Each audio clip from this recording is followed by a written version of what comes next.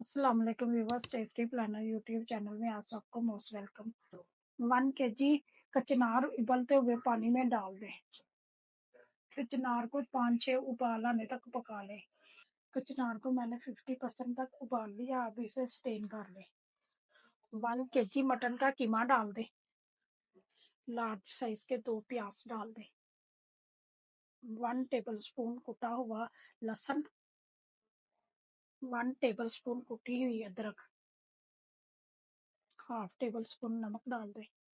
Half table spoon सुरख मिर्च, half table spoon हल्दी, 400 ml पानी डाल दें। चमचे से चीज़ों को हिला लें। नए व्यूवर से रिक्वेस्ट है, चैनल पर नहीं है तो चैनल को सब्सक्राइब कर दें और बेल आइकन को प्रेस कर दें। कीमे को अच्छी तरह गलने तक ढक्कन दे के पका लें। तकरीबन आधे घंटे तक पकाएं।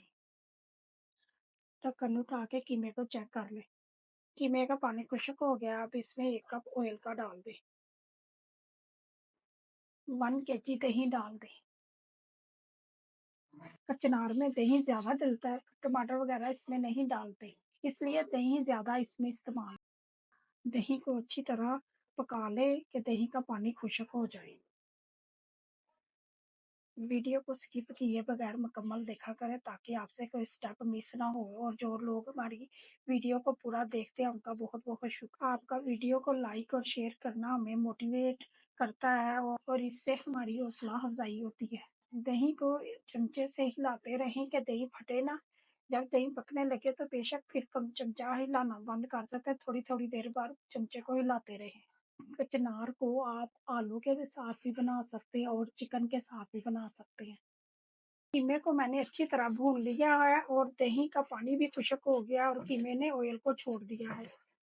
अब इसमें कचनार को डाल दें और कचनार को हल्के हाथ से कीमे में मिक्स कर लें। कचनार और कीमे को मैंने अच्छी तरह मिक्स कर दिया है।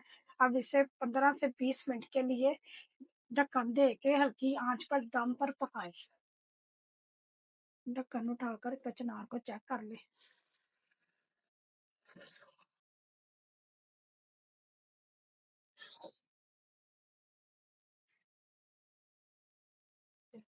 हाफ टेबल स्पून गरम मसाला डाल दें।